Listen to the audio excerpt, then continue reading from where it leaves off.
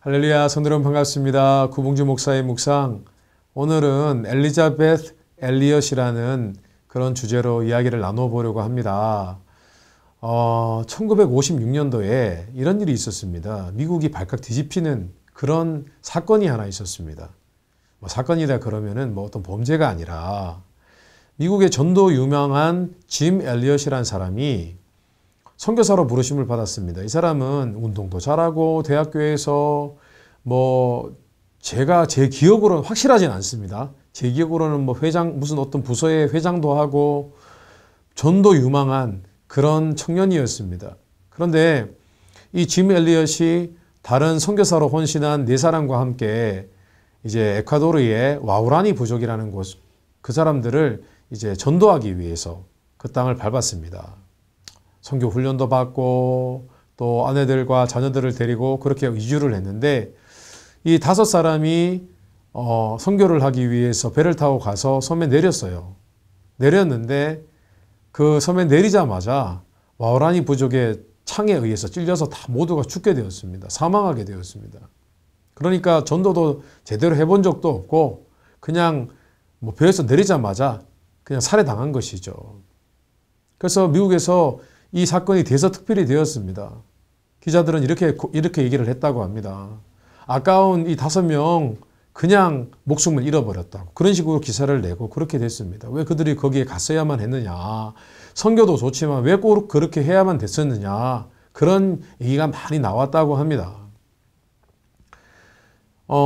그런데 그 선교를 했던 이 5사람, 짐 엘리엇을 포함한 5사람 중에서 한 사람의 자녀가 이후에 그들이 어떻게 선교를 했고 준비를 했고 그런 스토리에 대해서 책을 썼는데 그게 바로 End of Spear, 그러니까 창의 뾰족한 부분의 끝이라는 뜻인데 이런 제목으로 책을 냈습니다. 그 선교 스토리, 그리고 그들이 어떻게 선교를 준비했으며 그들은 선교에 대한 어떤 마음을 가지고 품고 그 선교지로 갔는지 이런 것들을 자세히 기술해 놓은 그런 책이 나왔고 또 이 책이 나중에 유명해져서 영화로도 제작이 되었습니다.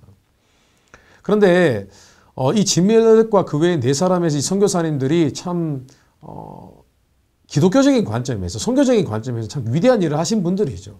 그리고 순교를 하신 분들입니다. 저는 그런데 그분들도 위대하지만은 그분의 아내였던 엘리자베스 엘리엇도 참 대단한 위대한 여종이었다고 저는 믿습니다. 그 사건이 있고 난 후에 이 엘리자베스 엘리엇이 간호 공부를 해서 다시 그 부부 쪽에게 찾아갑니다. 찾아가서 봉사를 하고 또 질병을 치유해주고 그러는 와중에 결국 그 부족이 모두가 예수님을 믿게 되었습니다. 어떤 면에서는 우리는 복음도 제대로 전해보지 않고 죽어가는 그런 선교사님들을 보면은 참 아깝다 이런 생각을 하지만은 사실 영적인 관점에서 보면 그것은 순교이고 그들이 순교적인 피를 흘렸기 때문에 하나님께서 그 지역을 더 크게 복음화시킬 수 있었다고 보는 것이 맞습니다.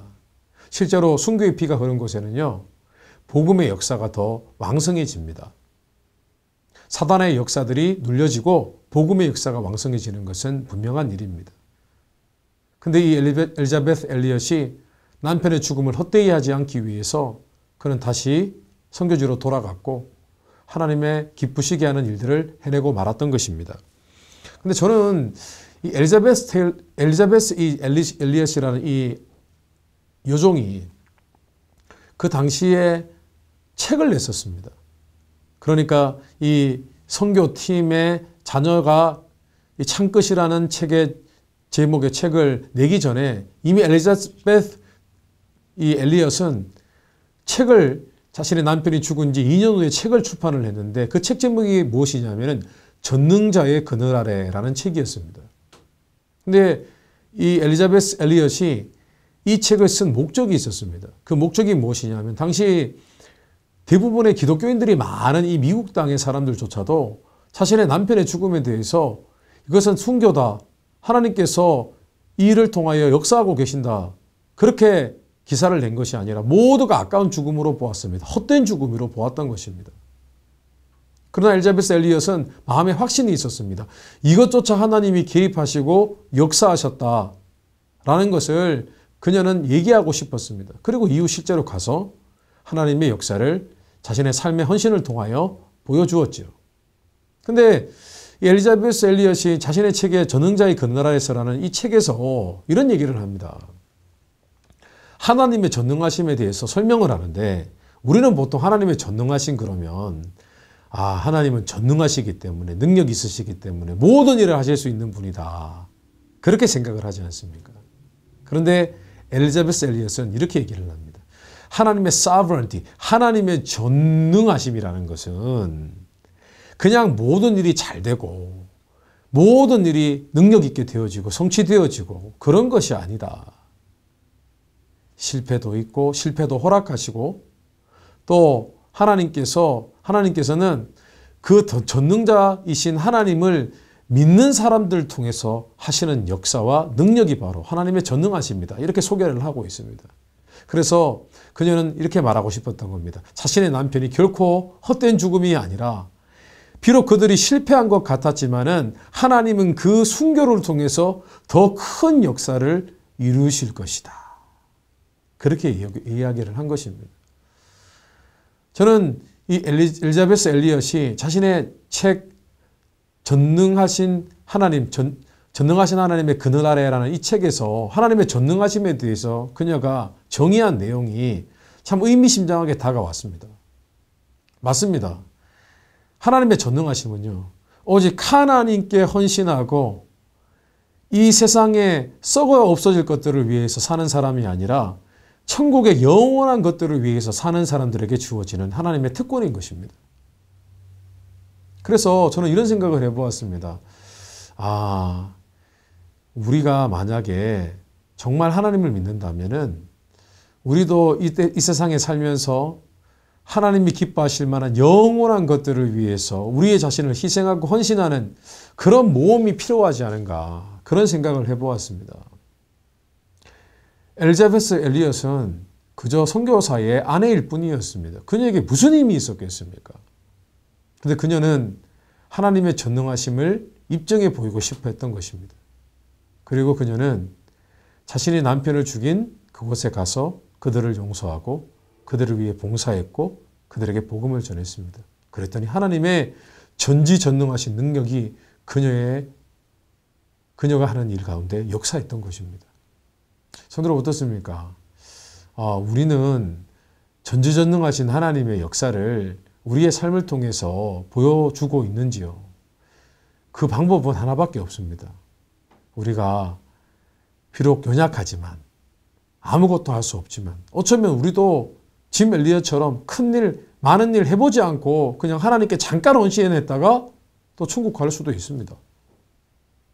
그러나 우리가 하나님 앞에 또 하나님을 위해서 어떤 모험을 해볼 때 하나님 우리의 삶을 통해서 역사하실 것입니다. 성도 여러분 어떻습니까? 팬데믹 때문에 우리가 많이 위축이 되고 교회 생활 또 섬기는 생활 많이 하지 못했습니다. 그런데 우리는 여전히 우리 마음 가운데 하나님을 위해서 내가 무언가 내려놓아야 될 것을 내려놓아보고 또 포기할 것을 포기해보고 영원한 것을 위해서 어떤 모험을 감행해보는 어떤 헌신을 해보는 그런 우리의 신앙의 모습이 다시 회복되었으면 좋겠습니다. 성도 여러분 어떤 일을 하시겠어요? 어떤 헌신을 하시겠어요? 한번 고민해 봤으면 좋겠습니다. 우리 교회는 우크라이나 지금 러시아 침공에 의해서 굉장히 고생하고 있고 많은 사람들이 죽어져 가고 있는 이 우크라이나를 위해서 이제는 모금을 할 것입니다.